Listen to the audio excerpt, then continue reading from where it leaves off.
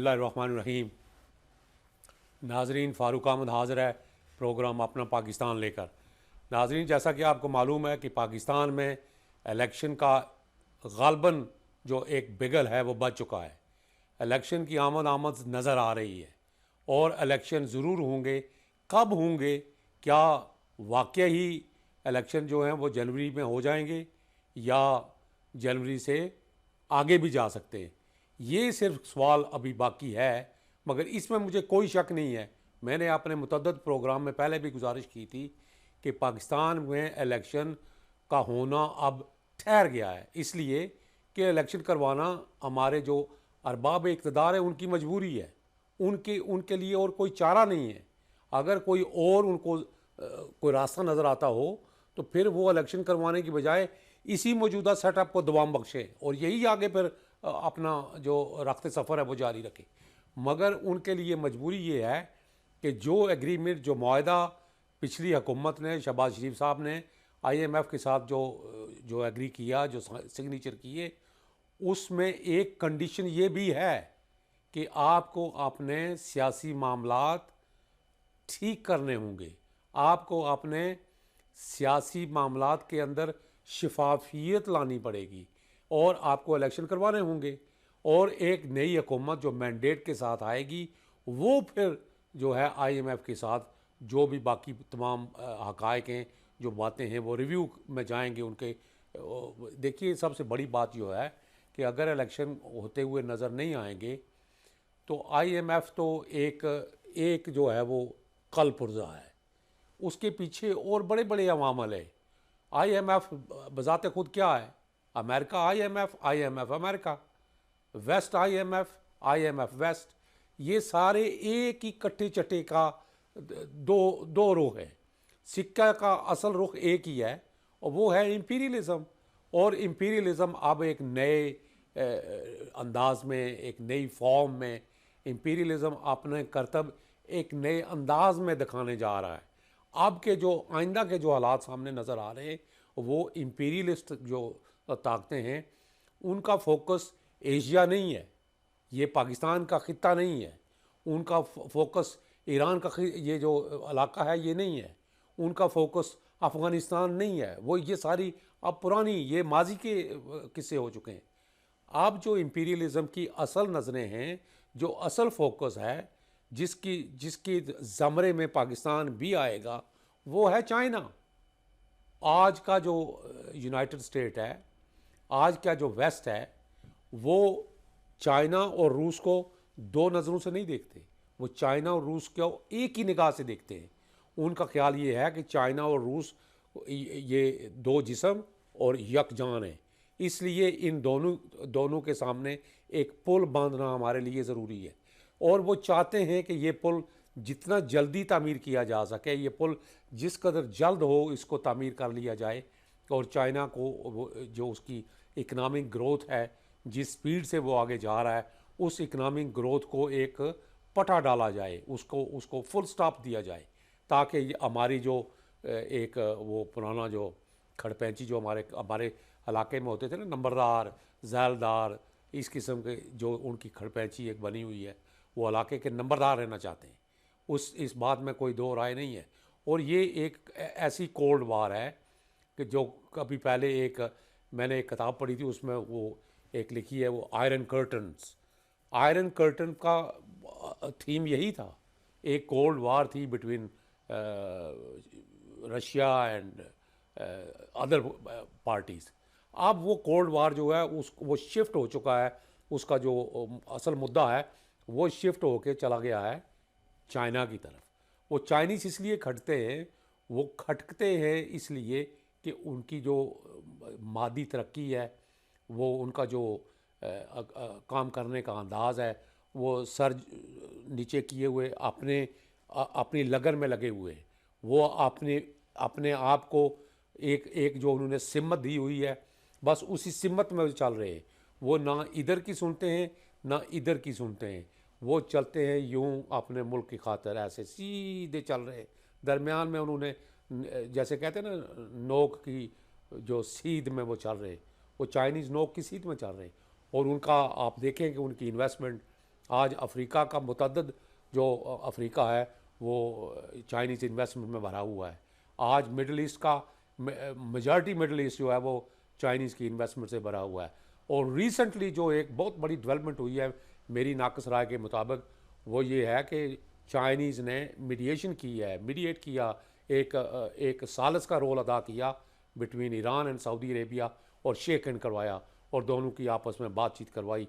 और वो जो पुराने फ़रोई किस्म के इख्तलाफात और कुछ ऐसी बेहुदा किस्म की बातों की वजह से एक दूसरे के दरपे थे, जो मुसलमानों का एक शेवा है कि वो एक दूसरे को अपने से आगे नहीं देखना चाहते। फिर वो क्या करते हैं, वो जब कोई एक मुसलमान मुल्क आगे जाने की कोशिश करता है तो दूसरा उसकी टांगें खींचता है। तो चाइनीज़ ने उनको समझाया कि ये टांगें खींचने वाला काम बंद कर दो, आपको चाहिए कि आप अपने बरादर ममालिक के साथ बना के रखें, आप अपने अंदर एक इत्तेहाद रखें, यकंगत रखें। सऊदी अरेबिया और ईरान में क्या कोई आइडियालॉजी का कोई नज़रिया है? सिर्फ वो एक छोटी सी बात है कि वो शिया है और वो सुन्नी है। तो चलने दे, ये इस्लाम तो दोनों का एक ही है ना, खुदा तो दोनों का एक है, रसूल दोनों का एक है। वो शिया है तो क्या हुआ, वो अपने आप ही चलते रहे, वो तो 1400 साल से चला आ रहा है। तो मेरा ख्याल है उनके दिमाग में भी ये बात बैठ गई है। सऊदियों ने भी इस बात को रियलाइज़ किया है कि हम एक मुद्दत से, एक अरसा दराज से एक ही की गोद में बैठे हुए हैं, उनके तलवे चाट रहे हैं और बार बार उनके आगे सर झुकाए चले जा रहे, सर झुकाए चले रहे।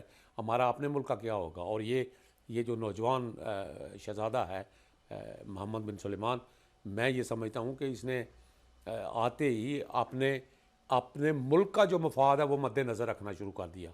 आते ही उसने अपने मुल्क के अंदर एक नई जेत डालने की कोशिश की है। और अब भी वो एक डेवलपमेंट हो रही हैं, एक नए कुछ कानून भी मुतारफ़ कराए गए हैं। इससे कबल तो सऊदी कोई खातून की ज़रूरत नहीं थी कि वो किसी कार के स्टेयरिंग के बिहाइंड बैठ के कार ड्राइव कर सके, या किसी सलोन में, ब्यूटी सलोन में जाके अपना वो करे, या कोई औरत जो है वो उनके नेशनल टेलीविज़न के ऊपर बैठ के खबरें पढ़े। अब तो ये सब वहाँ हो रहा है। इवन दो कि कुछ मेरी इस बात पे हमारे कुछ स्कॉलर हजरात या उलमा हजरात, मुफ्तियान अलैहिस्सलाम, वो शायद मुझसे इख्तलाफ करें, मगर आज की सदी का, आज के दौर का तकाजा यही है कि हम इस्लाम के असूलों को भी मद्देनज़र रखें, इस्लामी तालीमात को भी मद्देनज़र रखें। मगर जो मॉडर्न टेक्नोलॉजी है, ये आप मॉडर्न टेक्नोलॉजी का दौर है, उस पर भी अबूर हासिल करें। इस्लाम ने तो कहीं नहीं लिखा कि आप सिर्फ इस्लाम ही की तालीम हासिल करें। नबी पाक सल्लल्लाहु अलैहि वसल्लम की वो जो हदीस जो मेरे जहन में आ रही है कि आपको तालीम हासिल करनी पड़े तो चाइना जाओ, तो क्या उस वक्त चाइना मुसलमानों का मुल्क था? इसका मतलब क्या था? ये मतलब नहीं था कि आप वहाँ जाके इस्लाम की तालीम हासिल करें। हजूर नबी पाक सल्लल्लाहु अलैहि वसल्लम का गालबन मेरे नाकस राय के मुताबिक नुक्ता नज़र ये था कि आपको कठिन से कठिन तकालीफ भी बर्दाश्त करनी पड़े, दूर दराज के इलाके में सफ़र भी करना पड़े, तो भी आप तालीम हासिल करने के लिए ये मनाज़िल तय करें। तो मेरा ख्याल बात कहीं से चली थी और बहुत लंबी होती जा रही है, कहीं और निकल जाऊंगा। और फिर असल जो मेरा मुद्दा है उससे मैं हटना नहीं चाहता। असल जो मुद्दा है वो है पाकिस्तान के अंदर इलेक्शन।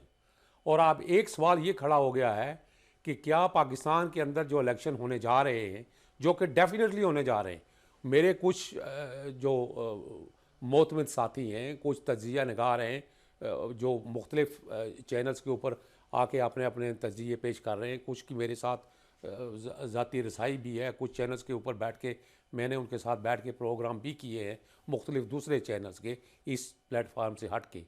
तो कुछ का ये ख्याल है कि ये एक लॉलीपॉप है, इलेक्शन वैक्शन तो पाकिस्तान में नहीं होंगे, कभी कुछ बयान आ रहा है, कभी कुछ बयान रहा है। और फिर एक बात पे सब जो मोतबर तज्जिया निगार हैं उनका ख्याल ये है कि चूँकि इलेक्शन कमीशन ने अभी तक किसी डेट का ऐलान नहीं किया, इलेक्शन कमीशन ने फ़ाइनल जो हुतमी तारीख है वो नहीं दी, डिक्लेयर नहीं की, इसलिए शायद ये इबहम है और इलेक्शन नहीं होंगे, इलेक्शन शायद आगे चले जाएंगे। मैं बड़ी बाज़त के साथ और बड़े बादब तरीके से मैं उनसे इस बात पर सहमत नहीं हूँ, मैं उनकी इस बात को एग्री नहीं करता। मैंने अपने मुतअद्दिद प्रोग्राम में पहले भी गुजारिश की है कि इलेक्शन पाकिस्तान के अंदर होंगे, अगर इस साल ना हुए तो अगले साल के अवाइल में, जनवरी में इलेक्शन हो जाएंगे, जैसा कि एक जो है वो डेट एक उतनी डेट तो नहीं आई, मगर एक जो महीना है उसके आखिरी हफ्ते का डिक्लेयर कर दिया गया कि वो इलेक्शन कमीशन ने भी किया कि ये इस टाइम पीरियड के अंदर जनवरी के आखिरी हफ्ते तक इलेक्शन होने का हुतमी इम्कान है। ये अलग बात है कि कुछ जो अब हमारे जो सियासतदान हजरात हैं, हर एक को अपने अपने नुक्ता नज़र के मुताबिक इलेक्शन चाहिए, हर एक को इलेक्शन उस तरह चाहिए जैसे वो चाहता है। नून लीग को इलेक्शन चाहिए कि वो सब पलड़े एक जैसे करो, तो फिर गलियां होवन सोनिया तो मिर्ज़ा यार फिरे। पीपल्स पार्टी कहती है कि हमारे साथ ज़्यादती हो रही है यार, सिंध के अंदर हमारे जो तमाम फंड्स हैं वो फ्रीज़ कर दिए गए। उनका ये नुक्ता नज़र तो ठीक है, मैं किसी की तरह नहीं दे रहा। मेरा किसी भी इन दिनों अब बहुत अरसा पहले से मैंने ये डिक्लेयर किया हुआ है कि मेरा आज के इन दिनों में जब मैं टीवी पे बैठ के बोल रहा हूँ, मेरा किसी भी पाकिस्तानी सियासी जमात से कोई मेरी वाबस्तगी नहीं है। मेरी एक बहुत लंबा अरसा गो के पीपल्स पार्टी के साथ वाबस्तगी रही। मैं इसी तरह तहरीक इंसाफ के अंदर भी 7-8 साल रहा हूँ और मैंने एक्टिवली अपना रोल अदा किया है तहरीक इंसाफ में। मगर मैं तहरीक इंसाफ से जब वज़ीर आज़म पाकिस्तान फार्मर जो वज़ीर आज़म है इमरान खान साहब, जब उनका तोती बोलता था, जब उनका उरूज था, जब वो किसी को कुछ समझते ही नहीं थे, दनाते फिर रहे थे, जो रूल ऑफ लॉ है जो वो बात किया करते थे कि मेरिट पे फैसले होंगे, जब मैंने देखा कि वो मेरिट पे फैसले नहीं कर रहे, ख़ास तौर पे एक फ़ैसला उन्होंने जब मेरिट पे नहीं किया, उनका कॉल कुछ था, फेल कुछ था, तो मैंने फिर अगस्त जो 19 गालबन अगस्त 19 को मैंने पार्टी से रिज़ाइन दे दिया और उस रिज़ाइन की कापी डायरेक्ट प्राइम मिनिस्टर, उस वक्त के प्राइम मिनिस्टर इमरान खान को भेजी और एक कापी उनके सेक्रेटरी जनरल सेक्रेटरीट में वहाँ भेज दी थी। तो ये डिक्लेयर करने का मकसद ये है कि कुछ नाजरीन अब भी मेरे ऊपर ये एक बेढंगा किस्म का इल्ज़ाम लगाते हैं कि मैं पीपल्स पार्टी का हूँ। मेरा भाई किसी पीपल्स पार्टी से कोई ताल्लुक नहीं है। पीपल्स पार्टी तो मैंने उस वक्त छोड़ दी थी। पीपल्स पार्टी से तो मैं बिल्कुल मैंने ये समझ लें कि अलायदगी इख्तियार कर ली थी जब मोहतरमा बेनज़ीर भुट्टो शहीद हो गई थी। मेरी कायद तो जब शहीद हुई उनके फिर कुछ अर्सा देर में चलता रहा हो साथ साथ, मगर मैं एक्टिव मैंने रोल करना छोड़ दिया था क्योंकि मैंने ये देखा कि मेरी कायद का जो कत्ल है उसके अवामल सामने नहीं आ रहे, उस कत्ल का कोई वो हल नहीं निकाला जा रहा। और फिर जब पीपल्स पार्टी की हुकूमत आई तो उनके दौर में भी वो जो कातल है वो कुछ ऐसे ही बस जिस तरह पंजाबी कहते ना कि गांगरियों तो मिट्टी ला के आगे कर देता, तो मैं इन बातों को पे बिलीव नहीं करता, तो मैंने तो पार्टी छोड़ दी थी। इसलिए अब जो पाकिस्तान के अंदर इलेक्शन जो होने जा रहे हैं इंशाल्लाह ज़रूर होंगे।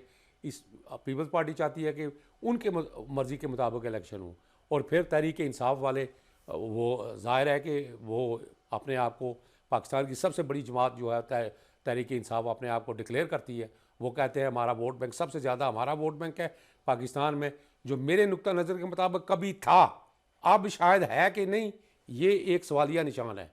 अब वोट बैंक इमरान खान साहब का एक वोट बैंक तो है, इसमें कोई दो राह नहीं, और इमरान खान साहब अब भी पाकिस्तान के एक पॉपुलर लीडर हैं, इसमें भी कोई दो राय नहीं। मगर अब सवाल ये पैदा होता है कि क्या इलेक्शन के दौरान जब इलेक्शन मुनक्कद होंगे तो क्या इमरान खान साहब उन इलेक्शन में पार्टिसिपेट कर सकेंगे या नहीं? क्या इमरान खान साहब एक आज़ाद शहरी होंगे या नहीं?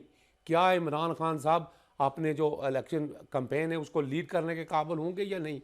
और क्या जैसे तरीके इंसाफ चाहती है क्या उनको वो एक लेवल प्लेइंग फील्ड मिलेगा या नहीं? मेरा नहीं ख्याल कि तहरीक इंसाफ को एक लेवल प्लेइंग फील्ड मिलेगा। Let us be honest. मेरा ये मैं अपनी पूरी फुल कन्विक्शन के साथ ये गुजारिश कर रहा हूँ कि तहरीक इंसाफ को इन अगले आने वाले इलेक्शन में उसी तरह लेवल प्लेइंग फील्ड मिलेगा जैसे 2018 में नून लीग वालों को और पीपल्स पार्टी वालों को लेवल प्लेइंग फील्ड मिला था। माजी को भी आप मद्देनज़र रखें ना हाजरीन, माजी आपके सामने है, अभी कल ही की तो बात है, 18 कौन सा 4-5 साल तो हुए अभी गए हुए। तो जैसे वो हालात थे ये उसी का एक्शन रीप्ले होने जा रहा है अब इस दफ़ा जो इलेक्शन होगा। मुझे कोई डाउट नहीं है ये उसी का एक्शन रीप्ले होगा और उसी तरह होगा जैसे उस वक्त हुआ था। उस वक्त मियाँ नवाज शरीफ और उनकी साहबजादी मोहतरमा मरियम साहिबा पसे ज़िंदा थी, जेल के अंदर थे, सलाखों के पीछे थे, मगर वो शोर नहीं कर रहे थे कि हम जेल के अंदर बंद हैं और हमारे साथ बड़ा जुल्म हो गया, हमारी पार्टी ये होगी वो होगी। वो जेल के अंदर बंद थे, मगर उनकी पार्टी जो है वो अपने लगी रही अपने काम में, इलेक्शन कैंपेन भी की और लोगों के से वोट भी लिए और काफ़ी ज़्यादा सीटें निकाली। इसी तरह तहरीक इंसाफ को भी चाहिए, और मेरा मानना ये है कि Tehreek Insaf as a party उनको एक ज़रूर मौका दिया जाएगा। जो लोग किसी बड़े जुर्म के अंदर मुलव्वस नहीं है वो इलेक्शन लड़ने के ज़रूर अहल होने चाहिए और होंगे। तहरीक इंसाफ इलेक्शन लड़ेगी, ज़रूर लड़ेगी, और उनको लड़ना भी चाहिए। आपका लीडर अंदर बंद है तो क्या, आवाम के वोटर तो आपके साथ हैं, सपोर्टर तो आपके साथ हैं, पूरा आप कहते हैं कि 22 करोड़ हमारे साथ है, तो मैदान में जाएं। क्या हुआ जो लीडरों पे तो ये कड़े वक्त आते रहते हैं, लीडर कभी जेल कभी अंदर कभी बाहर। ये तो एशिया पूरे की हिस्ट्री है, माजी है। ये आप तारीख के औराक अगर पलटेंगे तो आपको कहीं गांधी नज़र आएगा तो कहीं मंडेला नज़र आएगा। वो सुरखरू वही होता है जो पसे ज़िंदा रहते हुए भी उस रब का शुक्र अदा करता रहे कि मुझे उसने अंदर किसी हिकमत के तहत रखा हुआ है और मेरी कौम मेरे पीछे है। मैं जब भी बाहर आऊँगा कौम मेरा साथ देगी, तो फिर ही बात बनती है। चीखने चलाने से कुछ नहीं होगा, सड़कों के ऊपर आने से कुछ नहीं होगा, आगे लगाने से कुछ नहीं होगा। आपने ये सारा कुछ करके देख लिया। अब जो मामलात हैं, जो आपके केसेस हैं, जो जितने भी केसेस हैं, वो ज़रूरी नहीं कि वो सारे केसेस ठीक ही बने हों। मेरा ये भी मानना है कि बहुत से केसेस जो हैं वो पॉलिटिकल विक्टिमाइजेशन के तहत इस्तेमाल किए जाते हैं, मगर चंद केसेस ऐसे हैं जिनके ऊपर जिनके बारे में आपको वजाहत देनी पड़ेगी अदालत में। खान साहब को ये अदालत को कन्विंस करना पड़ेगा, बताना पड़ेगा कि ये वो 190 मिलियन पाउंड के अंदर उनका क्या रोल था, ये क्यों उन्होंने फैसला किया कि वो एक बंद लिफाफा जो है वो कोई खोल नहीं सकता, और अपनी जो काबीना थी उनको भी नहीं बताया। Without giving the full information to your cabinet member, it is a grave offence, it's a serious offence in my opinion. क्योंकि जो प्राइम मिनिस्टर है उसकी, वो काबीना के बगैर प्राइम मिनिस्टर की कोई हैसियत नहीं, वो काबीना का हिस्सा है, काबीना उसकी है। तो प्राइम मिनिस्टर अगर काबीना को मिसलीड कर रहा है तो इट्स अ सीरियस ऑफेंस। बाकी रिगार्डलेस, बाकी को छोड़े कि वो 190 मिलियन पाउंड किधर गया, क्या हुआ, वो जाना तो चाहिए था पाकिस्तान के ख़जाने में। पाकिस्तान के ख़जाने में जाने की बजाय अगर कहीं आगे पीछे आई माई शाई हो गया तो उसका जवाब तो देना पड़ेगा। किसने डिसीजन ली थी, क्यों डिसीजन ये ली थी, और फिर साइफर केस भी है, फिर तोशा खाना भी है, और फिर वो फॉरेन फंडिंग है। ये मोटे मोटे चार जो केसेस हैं, इनमें कोई कुछ ना कुछ तो है, कुछ तो है। बात तो सच है, मगर बात है रसवाई की। दावे तो बड़े थे कि मैं तमाम चोरों को पकड़ूंगा, ये पाकिस्तान का निज़ाम ठीक करूंगा, तहरीक इंसाफ मेरी जमात का नाम है, मैं इंसाफ फराहम करूंगा, मैं 1 करोड़ नौकरियां दूंगा, 50 लाख के कितने गालबन घर बनाऊंगा, ये करूंगा। मगर वो क्या हुआ, वो सारी बातें हवा में उड़ गई। अब आपको अपने केसेस का दिफा करना चाहिए। अब आपके पास एक मजबूत किस्म की लीगल टीम होनी चाहिए। ये ऐसे नहीं ये लड़ंजे किस्म के, लफंगे किस्म के वकील जो आपने रखे हुए हैं, जो स्टेज के ऊपर बैठ के जिनको बात करने की तमीज़ नहीं है और उठ के दूसरे लोगों के ऊपर जो है वो मुक्के बरसाने शुरू कर देते हैं। आप दलाल से लोगों को कायल करें। ये अगले दिन जो ड्रामा हुआ पाकिस्तान के एक चैनल के ऊपर, मैं देख के मेरा सर शर्म से झुक गया। मगर ये पहला ड्रामा नहीं है, पाकिस्तान में इससे कबल भी इस किस्म के ड्रामे हो चुके हैं। मगर मेरा जो सर शर्म से इसलिए झुका कि दोनों ही पढ़े लिखे लोग थे, और नून लीग वाले जो सेनेटर थे वो भी पढ़ा लिखा, वो बैरिस्टर है वो भी, और ये जो वकील हैं इमरान खान साहब के, उनका शेर अफगन के क्या नाम है, अफगन, वो अपने आप को बड़ा फन खान किस्म का वकील कहते हैं। उनकी लिस्ट में तो पूरी तहरीक इंसाफ के जितने केसेस जिन लोगों के ऊपर बने हुए सबको वो कहते हैं डिफेंड मैं कर रहा हूँ। तो आपकी हरकत तो ये थी, उस पर आपको शर्मशार होना चाहिए था। जो आपने इब्तदा की, उनकी लैंग्वेज, दूसरे जो सेनेटर था अफनान, उसकी लैंग्वेज पर भी मुझे एतराज़ है कि आप टीवी चैनल के ऊपर बैठ के आपको बिहेव करना चाहिए, आपको इखलाक के दायरे के अंदर रहना चाहिए। उसकी लैंग्वेज भी बड़ी रूड किस्म की लैंग्वेज थी। मगर चूंकि रूड लैंग्वेज के ये तहरीक इंसाफ वाले भी बड़े माहिर हैं, ये भी अपने आप को बड़े फन्ने खान समझते हैं। गालियाँ निकालना, टाउट करना, लोगों के ऊपर ट्रोलिंग करवाना, ये तो इनका शेवा है, यही तो ये करते हैं। और यही मेरा इख्तलाफ था इनसे कि आप एक सियासी वर्कर के तौर पर अपने आप को पेश किया करें, ना कि आप एक दो किस्म का, 2 टके का जो होता है वो टाउटिंग करने वाला जुगादरी किस्म के बन गए आप। जुगतें करने से तो इंसान की जो कद काठ वो नहीं बढ़ता। सियासी वर्कर का काम है कि वो अपने दलाइल से दूसरे को कायल करे, अपना नज़रिया उसके सामने रखे, आपके जो अफकार है वो आप उसके सामने रखें, वो आपकी सुने, आप उसकी सुने। तो मगर मैं तो देख के हैरान रह गया कि वो उठ के उसको गुस्सा बरसा रहा है, मगर उसको ये पता नहीं था कि जो आगे जिसको मैं मुक्का मार रहा हूँ वो कराटे ब्लैक बेल्ट है। उसने उठ के फिर उसकी वो दुर्गत बनाई। अब वो जो शेर अफगन साहब हैं वो वजातें देते फिर रहे हैं मीडिया के ऊपर, कहते देखे मेरी कोई काली आंख नहीं है, मुझे कहीं कोई मार्क नहीं है। बाबा मार्क पता नहीं पेट के अंदर कितने होंगे, घूसे जो पड़े हैं, जो लातें पड़ी हैं, उसके मुंह पे भी कोई मार्क हमें नज़र नहीं आया। मगर ये बात नहीं है। अब खेल ये है कि दोनों तरफ ये कहा जा रहा है कि पहले किसने मारा, ज़्यादा किसने मारा। दोनों के लिए शर्म की बात है, शर्म से सर झुकना चाहिए, कौम से आपको माफ़ी मांगनी चाहिए। ख़ासतौर पर उस चैनल का जो एंकर है जावेद चौधरी से आपको माफ़ी मांगनी चाहिए, जिसकी चैनल के ऊपर बैठ के आपने ये हरकत की। और जावेद चौधरी जैसे एंकर साहब से भी मेरी मौदबाना गुजारिश है, चूँकि वो मेरे बड़े अच्छे जानने वालों में से हैं, मेरे दोस्त भी हैं, मैं उनसे ये गुजारिश ही कर सकता हूँ कि चौधरी साहब दंगल पवाना तो तुहाडे तो पिछे बस है, तुहाडे चैनल ते 4-5 दफ़ा दंगल पै चुके हैं। खुदा रहा हुणे दंगल पवाने बस करो तो कोई चंगे किस्म के अच्छे पढ़े लिखे कोई दानश्वर किस्म के लोग आप अपने, जैसे कि आपका अपना एक नुक्ता नज़र है, मैं आपके कालम का चूँकि मुद्दा हूँ, मैं रेगुलर आपके कालम पढ़ता हूँ और उससे कुछ सबक भी हासिल करता हूँ, कुछ मालूमात भी उससे लेने की कोशिश करता हूँ।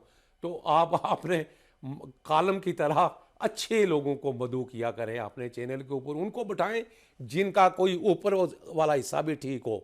यहाँ कुछ होगा तो दलाल सामने आएंगे, अगर यहाँ कुछ नहीं है तो दलाल नहीं आएंगे। इसलिए मैं ये समझता हूँ कि इलेक्शन का जो है एक स्टेट ने गालबन, मैं ये कहूँगा कि रियासत ने ये फैसला कर लिया है कि इलेक्शन होंगे। बाकी छोड़ें अदारों को, तो ये बाकी जो अदारे हैं ये रियासत के आगे सब हेच हैं। रियासत ही सब जो है वो फैसले करती है। जब रियासत फैसला कर ले कि रियासत के ऊपर जिन लोगों ने अटैक किया, रियासत के ऊपर जिन लोगों ने गुंडागर्दी या दहशत गर्दी करने की कोशिश की, अब रियासत ने फैसला कर लिया है कि उनको सबक सिखाया जाएगा, तो उनको सबक सिखाया जाएगा। मेरा यही मानना है, क्योंकि आप रियासत को चैलेंज नहीं कर सकते। आप एक शहरी हैं तो आप एक शहरी बन के रहें। आपका ये काम है कि ये शहरी होने के नाते एक लॉ अबाइडिंग सिटीज़न बने। आपका ये कोई काम नहीं है कि आप दहशत गर्दी करते फिरें, दिंगा मुश्ती करते फिरें, कबड्डी खेलें। बाकी आप जो कुछ भी करें वो सारी छोटी बातें हैं, मगर जब आप रियासत को ललकारेंगे तो फिर रियासत सामने आ जाती है। अब यही हो रहा है। मेरी दुआ भी है और मैं ये चाहता भी यही हूँ कि इमरान खान साहब को चाहिए कि वो कोई वो पंजाबी में कहते हैं ना को वकील भी ऐसा करें जो कोई जड़े बंदे दे पुत्र किस्म के वकील हों।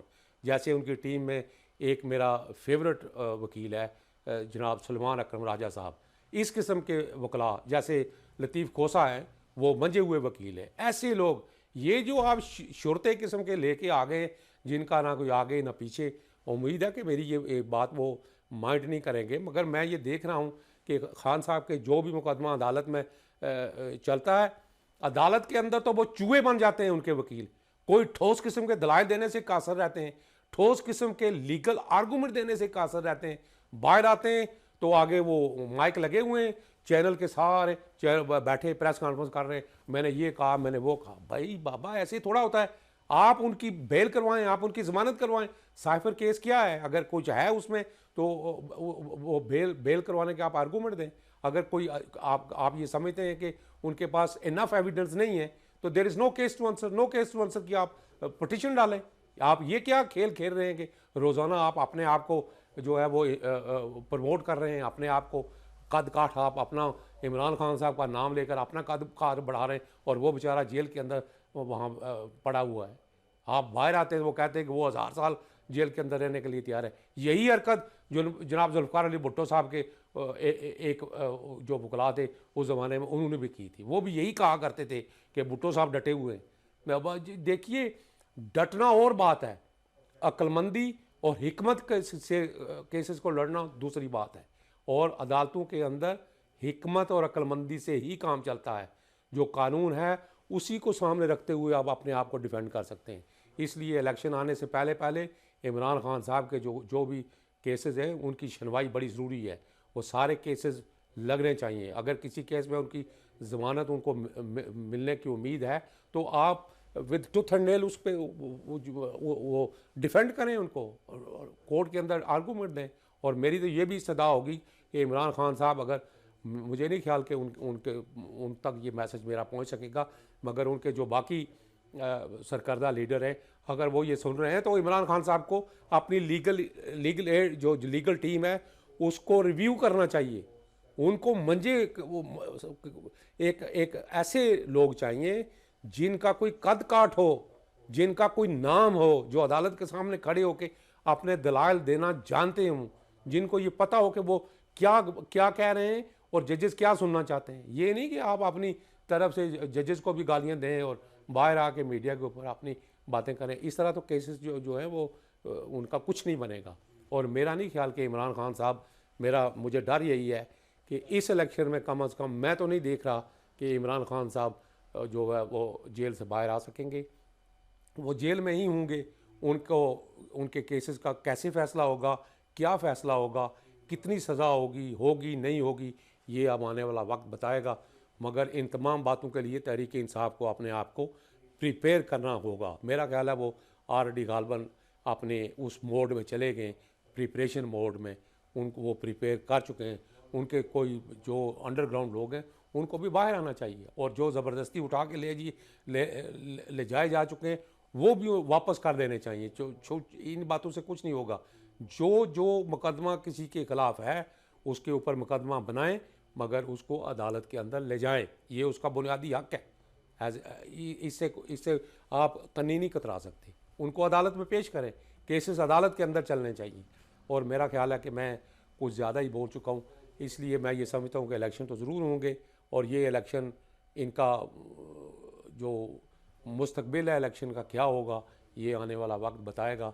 मेरी नुक्ता नज़र के मुताबिक अगर तहरीक इंसाफ को पार्टिसिपेट करने का मौका न दिया गया तो इन इलेक्शंस की कोई हैसियत नहीं होगी। बिल्कुल ये इलेक्शन नहीं माने जाएंगे। बैरूनी दुनिया में कोई आपकी सुनवाई नहीं होगी और आपके हालात बैड टू वर्स। ये मेरा ख्याल है।